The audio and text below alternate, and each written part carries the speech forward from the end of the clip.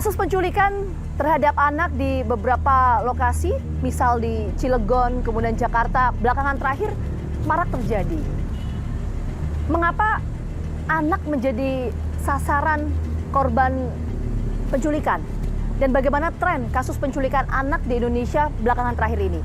Kita akan temukan faktanya bersama saya Gina Vita. Kasus penculikan bocah perempuan bernama Malika Anastasia di wilayah Gunung Sahari, Jakarta Pusat akhirnya terungkap.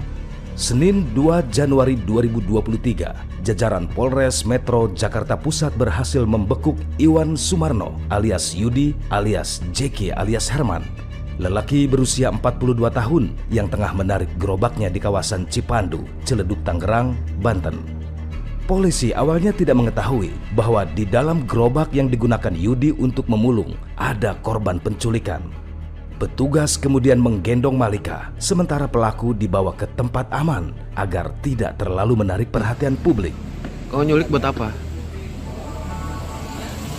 Nyulik buat apa? Hah? Terus kalau nggak nyulik apa? Mau pulang harap ya serba. Hah? Harap pulangnya soalnya. Tidak cukup jelas apa yang disampaikan Yudi, pelaku penculikan ini. Yang pasti, lelaki yang juga residivis kasus pencabulan anak di bawah umur ini berkelit bahwa dia telah menculik Malika. Dan inilah suasana pertemuan antara kedua orang tua korban dengan Malika yang hampir 1 bulan di tangan penculik.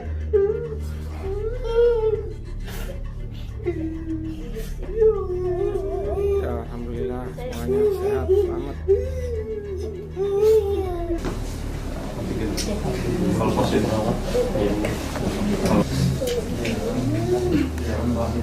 Sekali lagi saya nggak bisa berkata apa-apa, yang hanya bisa saya ucapkan terima kasih beribu-ribu terima kasih. Malika yang masih berusia 6 tahun kemudian dibawa petugas untuk mendapat perawatan sekaligus pemeriksaan fisik. Drama penculikan selama 26 hari pun berakhir. Namun proses penemuan dan pencarian terhadap korban tidaklah mudah. Baik polisi maupun orang tua Malika bekerja keras tanpa henti untuk menemukan Malika. Penculikan ini terjadi pada tanggal 7 Desember 2022 berdasarkan rekaman CCTV yang beredar. Sadar kehilangan, kedua orang tua Malika pun berupaya menemukan kembali putrinya usai lapor polisi.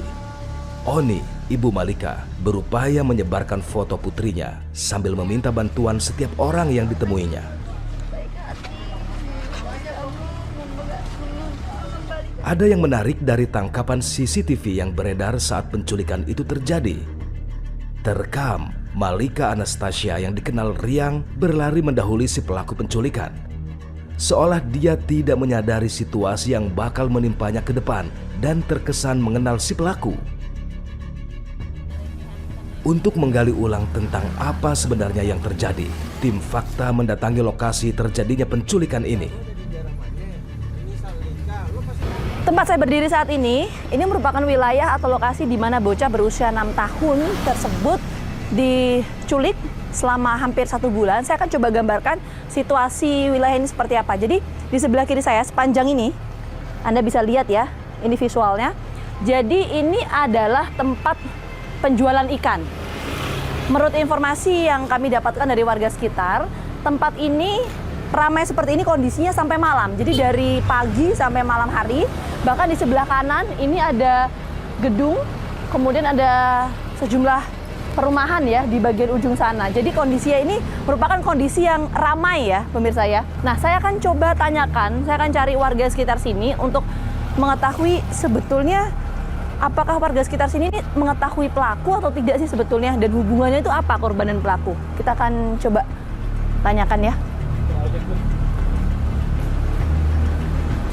Mbak Santi tahu kemarin kejadian yang anak usia 6 tahun itu yang diculik? Tahu? Tahu Mbak. Mbak Santi ada di lokasi waktu itu? Lokasi ya. Jadi melihat waktu itu pelaku membawa korban? Sempat melihat. Oh, sempat ngelihat. Itu jam berapa sih Mbak kejadiannya? Itu kalau nggak salah 10:30 sih. Siang, malam? Siang. Oh, 11 setengah siang. Setengah 11 siang. itu juga Dari mana itu, Mbak?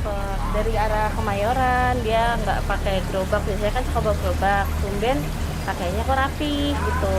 Terus udah kayak gitu sempet ngopi bareng kan sama anaknya di situ, sama ayahnya ngopi bareng. Ayah sama anak ya? Masa korban sama ayah korban gitu? Ayah korban sama pelaku Oh, oke. ngopi bareng. Terus? Nah, terus anaknya ini yang cewek itu ditawarin kayak, Mbak beli beras di sana, katanya gitu. Nah, disuruh beli beras, uangnya 50-an. Nggak lama, emang mau kemana? Ya, mau beli ayam chicken, katanya gitu. Kata anaknya ya, Iya. kata korban. Terus? Mau beli ayam chicken di toilet. Kan anaknya main air tuh di TKP situ. Main air di toilet dari samping, ikut nggak? Katanya gitu. Sama pelaku? Iya. Oke, terus? Bilangnya sih gitu, terus ya udah akhirnya tuh anak pergi ngikut belakang. Pas dicek ya itu apa namanya, mbaknya ke belakang kan, sampai ke belakang, oh iya bener gak yang chicken. Nah, Oh, itu sempat dicek berarti? iya, Sama siapa? sama mbaknya yang ini, mbak Pembantunya maksudnya? Bukan. Siapa? Ini kakaknya. Oh, sama kakaknya. Oke, sempat ngecek ke lokasi waktu itu. Bener tuh beli ayam. Chicken, soalnya arahnya arah beli ayam chicken. Oke. Sampai jam 10:30 itu kalau nggak salah ibunya pulang. Ibunya kan kerja kan, pulang. Nanya anaknya mana, katanya no lagi pada main. Nah, udah tuh ibunya istirahat sebentar. Kok main lama, yang dua ada nih, katanya gitu. Terus Malika kemana? Malika beli ayam chicken sama si Yudi. Langsung orang tuanya- Namanya Yudi pelaku ya? Iya, pelaku Oh, oke. di samarnya namanya Yudi. Oke, terus? Akhirnya dikejar lah tuh, coba cari anaknya, katanya gitu. Nggak ketemu. Oke, bentar. Anda itu waktu itu di lokasi Saya dan di sini. dengar langsung? Saya bukan dengar langsung, cuma saya melihat. Oh, melihat waktu Melihat itu, oke. emang mereka sempat ngopi bareng. Sampai emang bawa anak itu juga Iya. Anda ngelihat berarti? Sampai- Oke. Keduanya tuh emang kenal ya? Atau Kalau gimana sih? dibilang kenal sih, kata orang tuanya sih udah 3 bulanan sih. Kok bisa kenal? Sempat dipanggil sama orang tuanya. Bilang gini, Bang, ayo ngopi bareng, katanya gitu ya. Mungkin orang itu respect kali, langsung nyamperin ngopi bareng. Oh, oke. Awal mulanya di situ. Akhirnya sering-sering ngopi, emang tengah malam pun sama. Saya pulang belanja juga jam 11 setengah 12 malam masih ada dia nongkrong ngopi bareng sama bapaknya. Jadi udah kenal lama ya? Iya. Berapa lama sih kenalnya kurang Paling lebih? lama 3 bulan sih, nggak 3 lama. bulan kenalnya. Dari penuturan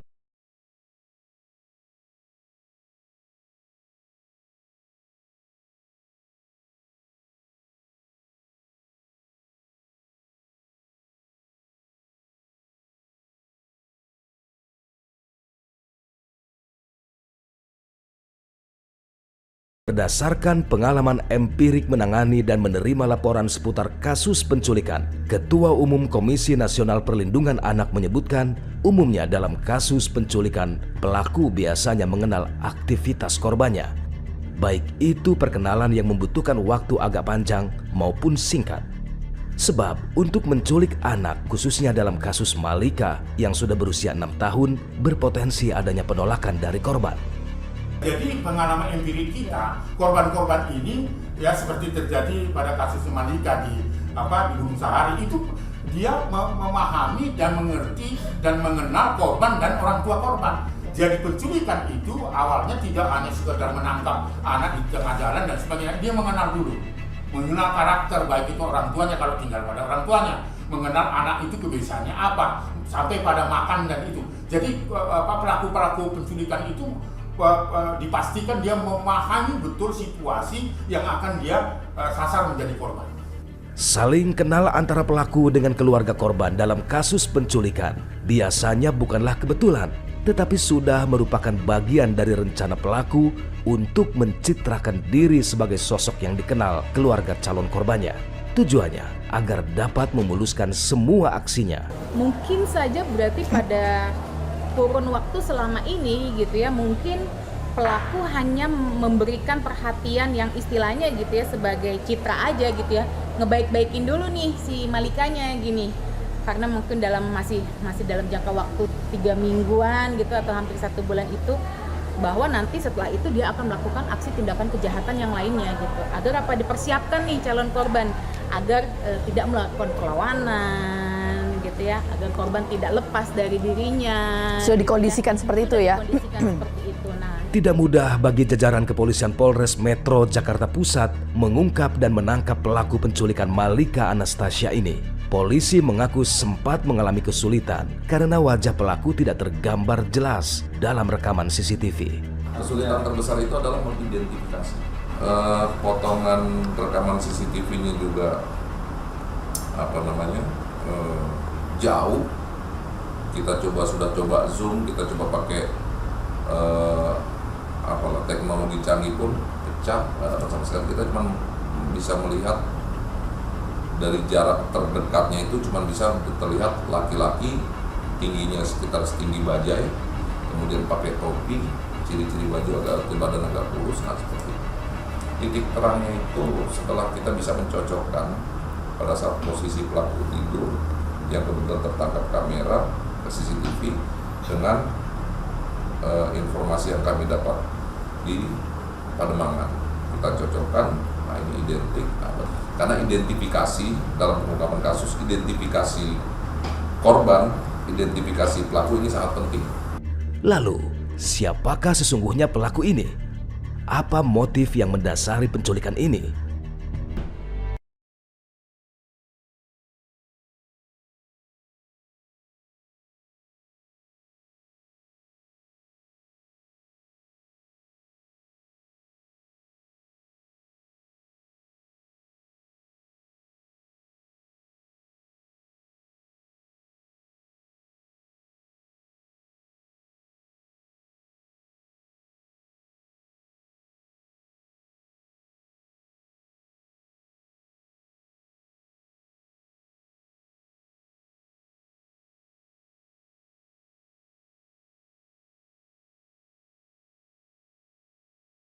Berusia 6 tahun kemarin ini satu-satunya korban penculikan atau ada kemungkinan Pak korban lainnya?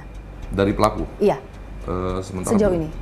Sementara ini belum ada ya Pak ya? Belum ada. Oke, tapi artinya kalau misalnya pun nanti ada, pasti akan memperberat dari ancaman hukuman terhadap pelaku? Ada satu tim kami yang masih di lapangan untuk mendalami apakah ada riwayat ataupun sejarah pelaku sebelum dengan korban yang sekarang. Ini masih terus kita telusuri, kami belum berhenti sampai di sini dengan menemukan pelaku dengan korban. Kami belum berhenti di sini, kami harus merangkai. Apakah sebelumnya nih ada korban-korban lain atau mungkin yang pernah dilarikan dan sebagainya. Ini masih kita terus dalam. Oke, untuk kondisi kejiwaan dari pelaku seperti apa dan background dari pelaku ini, kalau keterangan dari keluarga pelaku seperti apa sih Pak? Kalau dari keterangan para saksi sih normal-normal saja ya. Memang akan diperiksa tes kejiwaan ya. Terhadap pelaku ya? Terhadap pelaku, mengingat juga dia punya riwayat pedofil lah istilahnya. Itu yang kami juga akan jaga sehingga kita bisa mengetahui latar belakang dari pelaku ini. Yeah. Dari keterangan beberapa saksi, termasuk orang yang temperamental juga, karena di kalangan pengumpul barang bekas ya, kalau pelaku ada di satu tempat, biasanya pelaku mengklaim bahwa barang-barang bekas yang ada di situ nggak boleh diambil orang lain. Nah, itu yang sering cekcok dengan sesama pengumpul barang bekas. Oke, baik. Jajaran kepolisian kemudian merilis informasi bahwa tidak terjadi kekerasan seksual terhadap Malika. Namun demikian, polisi masih terus mendalami motif apa yang sesungguhnya mendasari pelaku melakukan aksi penculikan tersebut. Kenapa kok ingin memiliki itu apa? Apakah hanya menganggap ini karena anaknya atau ada faktor lain di luar itu? Sementara hanya ingin memiliki karena sayang saja. Tersangka itu menyampaikan kepada kami bahwa korban selalu diajak kemana tersangka pergi. Termasuk tersangka mengumpulkan barang-barang bekas, tersangka tidur di emper-emper toko, dimanapun berada selalu bersama-sama dengan pelaku. Apakah memang seperti itu atau mungkin ada maksud lain, ini yang masih terus kita lihat. Mengenai kekerasan seks yang dialami Malika, Ketua Umum Komnas Perlindungan Anak menyebutkan bahwa kekerasan seks itu tidak hanya bisa didasarkan pada hasil visum semata. Iya, jadi kekerasan seksual itu bukan karena penetrasi.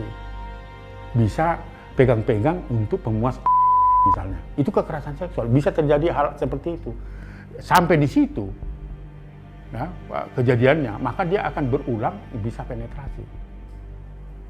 Jadi kekerasan seksual itu bukan hanya karena penetrasi, jadi proses.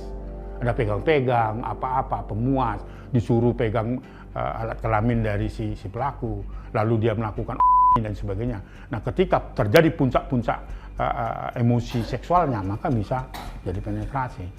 Lalu bagaimana kondisi Malika setelah beberapa hari mendapat perawatan dan pendampingan pihak berwenang? Hasil visum gitu ya dari rumah sakit terkait dengan kekerasan seksual secara fisik gitu ya, yang bisa dibuktikan oleh hasil visum itu tidak terbukti gitu. Nah, tapi kita harus melihat lagi bahwa yang disebut dengan kejahatan seksual itu tidak hanya sebatas pada gitu ya adanya tanda-tanda kekerasan fisik terhadap tubuh si anak gitu ya.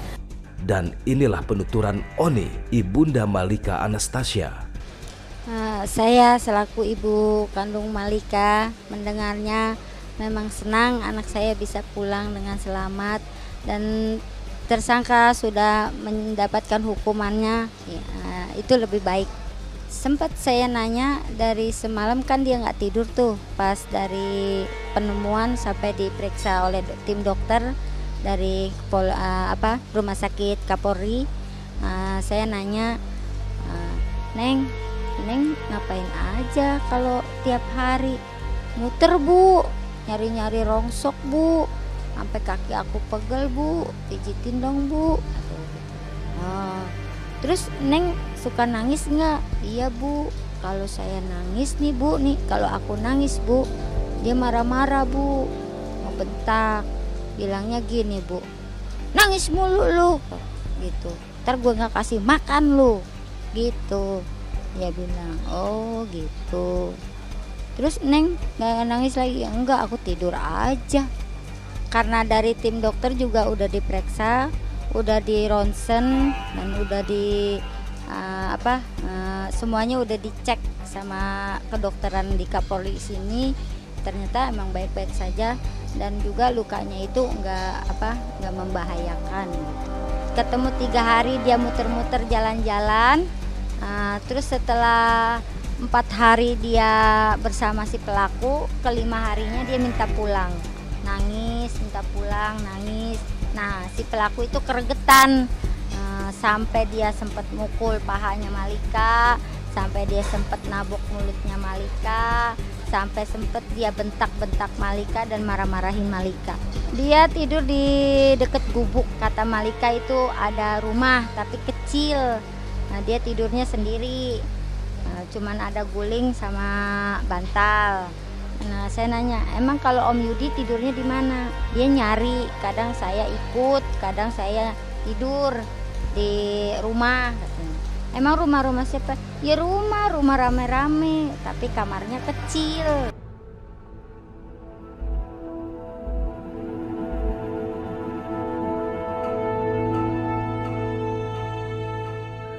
Tampaknya kasus penculikan anak tak berhenti pada kasus Malika Anastasia. Minggu pertama mengawali tahun 2023, tepatnya Senin 2 Januari 2023, kasus penculikan anak kembali terjadi di Cilegon, Banten.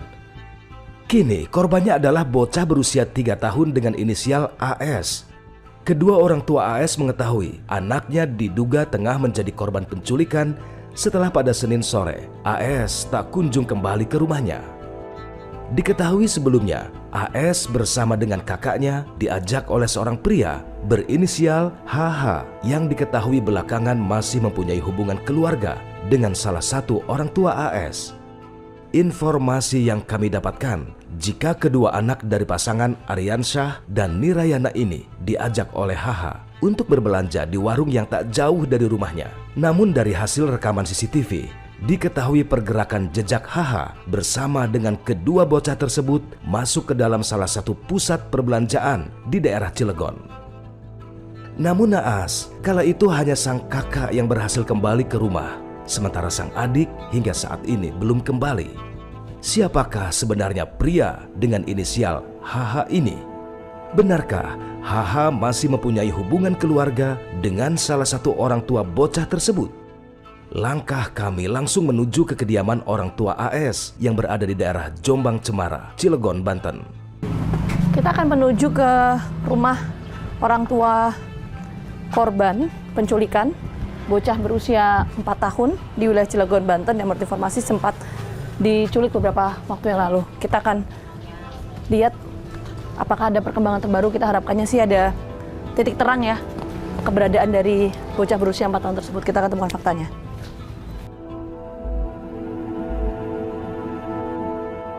Segala upaya terus dilakukan oleh Aryansah dan Niriana untuk bisa bertemu kembali dengan sang anak. Mulai dari membuat laporan kehilangan ke pihak kepolisian hingga menempel selebaran informasi anak hilang pun dilakukan oleh keduanya. Dengan harapan, sang bocah kesayangan dapat bisa berkumpul kembali dengan keluarganya. Langkah kami terus menelusuri lorong gang ini untuk bisa sampai di kediaman orang tua AS. Tak sulit untuk bisa mencapai kediaman orang tua AS yang berada di kawasan padat penduduk ini. Lalu bagaimana sebenarnya awal cerita perginya AS yang hingga saat ini belum kembali ke rumahnya? Di tengah kondisi kesedihan yang mendalam dan ditambah lagi dirinya yang harus merawat anak ketiganya yang masih bayi, Niriana, sang ibu AS, membagikan kisahnya kepada kami.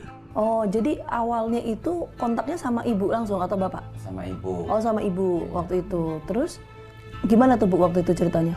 Ngontaknya ngomong apa? Ya, waktu udah nyampe di belakang Hotel Lama, dia ngontak cat saya, "Dek, abang udah nyampe di depan nih," katanya, "susul ya."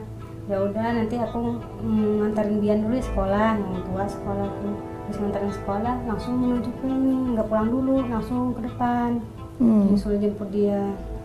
Lalu jemput ngobrol di jalan, sembari jalan ngobrol-ngobrol nyampe rumah. Suami lagi tidur, tak bangunin, Pak ada tamu. Bangun ngobrol ngopi bareng, sempat ngobrol-ngobrol sama suami. Maaf Bu, pelaku ini siapanya ibu? Saudara sih, saudara tiri ya dibilang, tapi jauh gitu.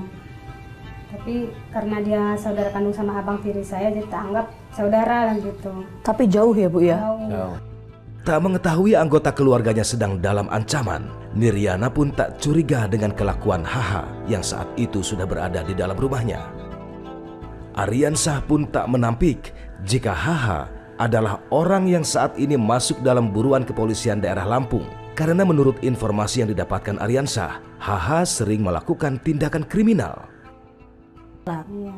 Oke. Tapi anak-anak tuh nggak lama itu main, dia orang kan emang seharinya main keluar. Oh, jadi terus ibu ngobrol di sini? Enggak juga, saya, "Bang, tidur aja dulu, saya mau masak, mau beli sayur dulu ya ke depan." Oke. Cerita tinggalin ke depan, beli sayur, kita masak. Enggak sih, kalau ngobrol lama itu enggak, paling dia ngomong-ngomong sendiri, saya tanggapin, gitu doang. Tidur lagi, tapi kebanyakan tidur daripada ngobrol gitu. Oke, tidurnya di mana Bu? Di situ. Oh di situ, oke. Itu lama tuh di sini tuh Bu, waktu itu? Nyampe jam sebelum dia pergi membawa anak keluar, yang dari pagi sampai jam 4 sore lah dia lagi tidur itu. Berarti antara waktu itu apa, kebangun atau memang pura-pura tidur? Pura-pura tidur kayaknya, jadi pas saya keluar dia matanya ngintip ngintip melek sedikit-sedikit gitu. Itu katanya kakak empit? Iya. Oke. Ibu terus itu kan keluar Bu? Iya. Berarti posisi di rumah ini cuman ada Brian, Empit sama pelaku? Iya. Oke, terus habis itu Bu? Ya, saya ngobrol sama tetangga ya. Ngobrolnya biasa, nggak ada firasat apa-apa. Si bayi rewel, kata tetangga tuh, "Udah sana mandi Arminanya," katanya. Pulang saya, "Udah mandiin dulu ya." Mbak, pas masuk ke rumah udah nggak ada di orang tuh, tak pikir paling ke warung lah jajan. Ternyata ke warung beneran atau enggak? Ya enggak, saya tunggu-tunggu dulu tuh, ada kali sejam setengah tuh. Saya kan anteng aja, nggak kepikiran apa-apa, mungkin lagi jalan-jalan mungkin. Karena pikir waktu itu sama saudara sendiri gitu ya Bu ya? Terus setengah 6 dia pulang. Pelaku ini Pak? Kalau keterangan keluarga? Jadi keterangan keluarga dari adik yang sekandung sama dia satu bapak ya, yang namanya Juliansah, Lian. Katanya dia pernah maling mengambil motor yang satu kampung sama dia. Dibawa ke daerah Talang Padang, ke tempat Bang Lian saya ini tinggal. Nah, motornya ditinggal di situ, orangnya pergi entah kemana gitu. Jadi emang di daerah Lampungnya lagi dicari polisi. Oh gitu Mbak? Iya. Dengan hela nafas yang terengah, Niriana pun menceritakan kepada kami bagaimana sampai pada akhirnya hanya sang kakak yang berusia 7 tahun yang berhasil kembali ke rumah. Bu, waktu Bian sama Empit dibawa sama pelaku keluar rumah, itu Bian sempat cerita, Bu? Dibawa kemana aja waktu itu? Sempat cerita, cerita dulu. Si pelaku ini nih minta dianterin ke warung. Awalnya tuh anterin ke warung, yuk kita beli es. Katanya. Ya namanya juga bocah ya, seneng ya, dia kasih jajan. Dia ke depan. Setelah nyampe depan situ ada warung, situ tunjukin itu, Wak, katanya ada warung, jangan di situ katanya, itu nggak enak katanya gitu alasannya. Ya nurut aja bocah ini, jalan-jalan aja, dikit jauh mungkin ngikutin aja kali ya bocah ini, ngikutin si laki itu, ngikutin nyampe ke lampu merah depan. Agak jauh tuh lampu merah tuh dari sini jauh. Lumayan. Jauh. Terus? Kalau jalan kaki sekitar 10 menit. Oke, lumayan ya. Iya. Terus habis itu? Ya naik angkot. Oh, Bian cerita naik angkot. Warna telur asin mah katanya. Terus turunnya di mana? Turunnya sempat tanya juga kan pas bareng dia itu, naik angkotnya kayak gini bang. Iya, turunnya di sini turunnya. Kalau benar nggak di sini, sebelum kita turun tanya dulu kan. Angkot. Iya ini mak turunnya di sini katanya. Oh yaudah, sayanya masuk ke Ramayana sama Bian. Di bawah dulu, tak cari di bawah dulu, udah tuh nggak ada, naik ke lift ke kamar mainan anak-anak, tapi nggak ada, sepi kan, lumayan sepi.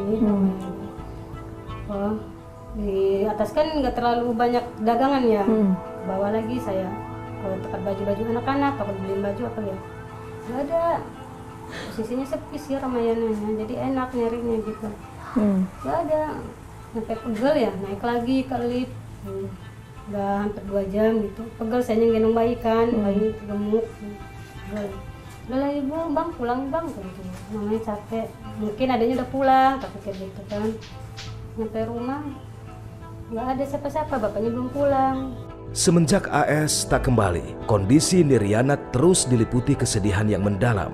Sosok AS bagi Niriana merupakan anak yang periang. Dirinya sungguh tak mampu lagi untuk berpikir keras bagaimana cara untuk bisa menemukan kembali sang putri tercintanya.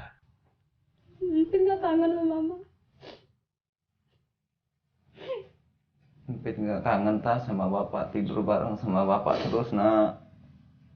Bapak selalu berdoa sama Empit. Bapak selalu pengen Empit itu ngebantah bapak kalau bapak lagi nyuruh Empit. Pokoknya bapak pengen anak bapak pulang dengan selamat. Tolong ya Allah, putar balikin pikiran orang yang bawa anak saya. Jangan sampai anak saya diapa-apain, saya pengen anak saya pulang ke pangkuan kita orang lagi. Di tengah kesedihannya, Niriana pun masih mampu berbagi kisahnya kepada kami. Sang kakak yang kala itu menjadi saksi berpisah dengan sang adik.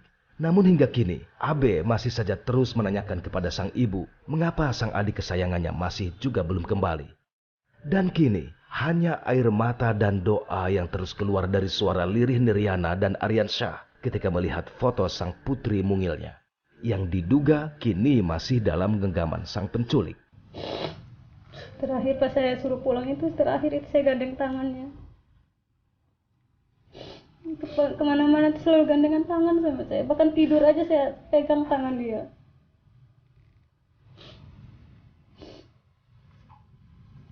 Dia manja banget orangnya pak. Dia apapun ibaratnya ke bapaknya mah, cuman orangnya nggak mau maksa. Tapi saya takutnya dibentak-bentak di sana. Mungkin ada yang mau ibu panjatkan doa buat Empit supaya apa yang dia lakukan.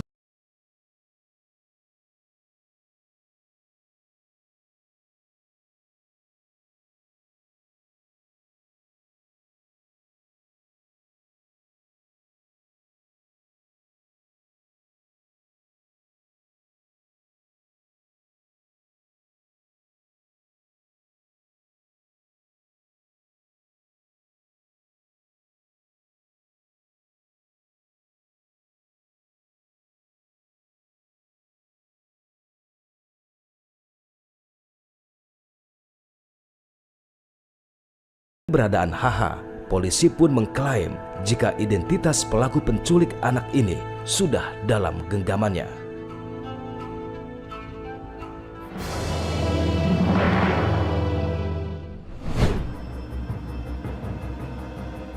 Kisah hanya sang kakak AB yang kembali ke rumah mempunyai penggalan cerita yang memilukan. Bagaimana tidak, di usia yang masih 7 tahun, AB harus berjalan dan menaiki angkutan umum sendirian untuk bisa sampai di rumahnya dan mengabarkan sang ibu jika AS, adiknya, masih bersama HH di pusat perbelanjaan yang kala itu meminta untuk dijemput. Lalu bagaimana? Kisah perjalanan mulai dari keluar rumah hingga pada akhirnya sang kakak kembali ke rumah tanpa dengan adiknya. Kami bersama orang tua AS kembali menelusuri lokasi perjalanan AB. Dan inilah jalur-jalur yang dilalui oleh ketiganya. Iya, ya kata anak saya dari rumah lewatnya jalan sini. Bareng berarti 3 orang ya? Bareng 3 orang. Anak saya pertama sama yang kedua. Setelah dari jalan sini ke jalan lurung sana itu. Sama pelaku ya? Sama pelakunya. Terus kemana nih Pak? Nah ini terus ke sini nih. Oh ke sini. Terus sekitaran masjid situ tuh. Nah, terus anak saya tanyakan dari sini kemana nih beloknya. Nah, kata anak saya beloknya ke kiri. Kiri ini Pak? Ke kiri sini. Kiri ya Pak? Iya. Kiri ini kemana Pak? Ke kiri ini dia mau niatnya mau ke warung katanya kan, minta anterin ke warung. Akhirnya sudah ditunjukkan ke warung, ya memang nyatanya ke warung sih. Nah, dari warung sini nih ada nih warung. Jadi pemberhentian pertama di warung ya? Warung, minta antar ke warung. Setelah dari sini belok ke kanan. Oh ke kanan sini? Wah ini udah mulai rame. Udah mulai rame di sini. Ya, cuman walaupun udah mulai rame, banyak orang yang udah nggak kenal kan sama anak-anak saya. Betul. Terus ini kemana? Ke sini mau ke depan tuh lampu merah. Lampu merah ya, maksudnya lampu merah itu langsung naik angkot kata anak saya menuju angkot. Lampu merah sana di ujung. Iya.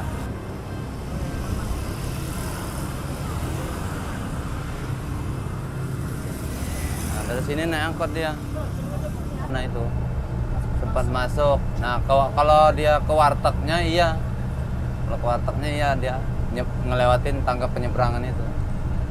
Ramayana dulu baru ke warteg. Ke Ramayana dulu, masuk ke Ramayana, dia tuh cepet naik ke atas. Saya tanyain sama anak saya, beli apa di Ramayana? Ya nggak beli apa-apa Pak, malah nanya doang, nanya harga terus pergi. Ngomongnya gitu, tuh keluar lagi. Baru setelah itu ke warteg, tapi melewati ini nih apa penyeberangan tangga.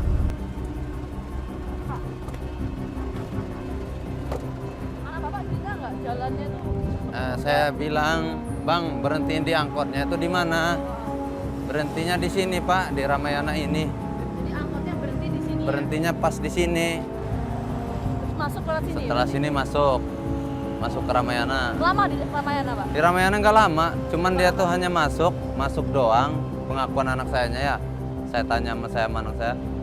Masuk naik tangga lift, setelah naik turun lagi, baru ke arah warteg itu tuh, warteg Barokah. Oh, langsung ke sana? Iya, Lewatnya tapi mana? lewat jalan ini nih, lewat jalan penyeberangan tangga. Oh iya, kita ke sana ya Pak yuk. Iya, boleh.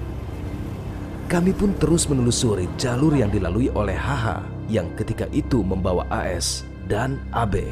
Kisah ketiganya tak berhenti sampai di sini. Kami mendapatkan kisah lainnya. Sang kakak AB pun menceritakan kepada orang tuanya bahwa ketiganya sempat singgah di warung makan. Dan di tempat inilah AB berpisah dengan sang adik. Makan, sempat makan anak saya, cuman si penculiknya nggak makan dia. Oh dia nggak makan? Nggak makan. Berarti ini titik kelima ya? Kelima. Permisi mbaknya. Mbak, kemarin itu kan yang saya tanyain anak saya hilang itu ya. Bener kan dia makan ke sini kan? Iya, maksudnya kita cuma nanyain doang, ya nanya detail. Setelah makan itu anak saya yang bujang yang pertama bilangnya yang Bian ya? Yang Bian. Ya. Disuruh pulang naik angkot warna merah seperti itu tuh. Nah, naiknya di mana? Naiknya di situ. Ini pelaku bawa Bian diceritanya gimana Pak? Nah, si Bian sama Fitri dibawa, ya kan? Kata Bang Bian tuh anak saya, naik angkotnya di mana Bang? Kata saya kan, di sini Pak. Naik angkotnya di sini, daerah sini. Anggap aja lah angkotnya inilah ya, terus? Nah, barang itu, Ade Empit itu udah sempet naik, ikut abang ya naik angkot. Ya barang itu ada empitnya ditarik lagi, nggak boleh ikut abang, biar abang aja yang nyusul mamahnya gitu. Akhirnya Bian itu ya dititipin sama mamang angkot. disuruh diturunin di Matahari Lama. Oh gitu. Nah, Anak. kan ini angkot jalan nih Pak. Terus waktu itu Bian sempat ngeliat nggak? Kan adiknya siapa Empit sama pelaku kan ada di sini. Nah itu sempat saya Jalan tanyakan kemana? juga, Bang, kata saya, pas abang naik angkot nih, ngelihat nggak adik Empit itu ya masih di sini apa langsung nyebrang ke sana, saya Atau gitu. kemana gitu Atau ya? kemana? Jawabannya apa Pak? Pas abang lihat sih dari angkot, dari pintu belakang angkot itu ya kacanya katanya. Naik tangga lagi Pak ke sini. Oh naik tangga sini lagi. Naik tangga. Empitnya sama Iya. pelaku ya? Ya si Om itu kan ngomong gini, bilang Om nunggunya di seberang sana ya, gitu bilang mamahnya. Kalau emang mau nyusul ke situ, akhirnya naik tangga nih, tangga nunggu di situ lagi nyebrang ke situ. Pak waktu kan Empit digandeng nih Pak. Itu gimana? Sempet nangis atau gimana? Nggak nangis, pas dia naik angkot, ditarik lagi turun, dia nggak nangis, cuman gimana gitu merengut anak saya tuh. Soalnya dia mah kalau nggak diboleh tuh nggak langsung nangis, merengut aja dulu. Ngajak jalannya gimana Pak? Cepet-cepet juga kayak tadi, kayak awal atau gimana? Ya Dari Bian. gerak-geriknya si Bian cuman cerita begitu doang sih. Pas lagi dia naik angkot ngelihat si omnya naik tangga ini lagi nunggu di sana, udah gerak-gerik jalan mah dia nggak cerita. Dari data yang dimiliki, Aris Merdeka Sirait menyebutkan bahwa sedikitnya ada kenaikan sekitar 52% kasus penculikan anak yang terjadi di Indonesia sepanjang tahun 2022. Dari catatannya, terdapat sejumlah motif yang mendasari. Berdasarkan data ya, artinya yang terlaporkan di Komnas Perlindungan Anak di tahun 2021 itu kami menerima ada 11 kasus penculikan anak untuk tujuan-tujuan tertentu. Nah, meningkat itu di akhir Desember 2022 itu kami menerima laporan langsung itu ada 21 kasus. Itu berarti ada 52% hampir penculikan terhadap anak itu terjadi di wilayah terbatas yang dilaporkan di Komnas Perlindungan Anak. 52% ini cukup tinggi sekali angkanya loh Bang. Iya, yang dominan yang mana? Yang paling banyak persentasenya? Persentasenya seperti tebusan, eksploitasi ekonomi, adopsi ilegal dan sebagainya. Nah, yang tahun ini kita belum mendapat laporan kecurigaan masyarakat, laporan masyarakat tentang penjualan organ tubuh. Tapi itu dimungkinkan. Maka saya waspada terhadap kasus yang dilaporkan tadi malam ke Komnas Perlindungan Anak yang terjadi di Cilegon. Ada beberapa fakta yang berhasil kami kumpulkan di lapangan. Komnas Perlindungan Anak menyebutkan bahwa tren kasus penculikan anak tahun 2021 hingga 2022 ini meningkat signifikan hingga 52%. Bahkan fakta yang kami temukan di lapangan, kasus penculikan di wilayah Cilegon dan di Jakarta, ini pelaku memiliki hubungan kedekatan. Melihat ini tentu pengawasan internal dari pihak keluarga harus menjadi concern bersama untuk mencegah terjadinya kasus penculikan terhadap anak. Saksikan terus fakta setiap hari Senin pukul 8 malam hanya di